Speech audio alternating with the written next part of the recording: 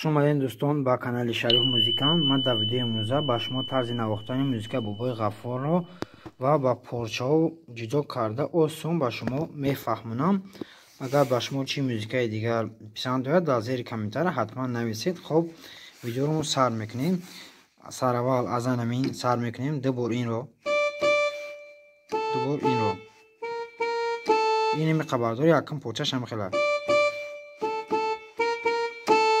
این خبردار اول همیشه یاد بگیرین. دوباره رو نگاه. خب همین یاد گرفتیم. بعد اینجا سر میشه با نگاه بعد چه خیلی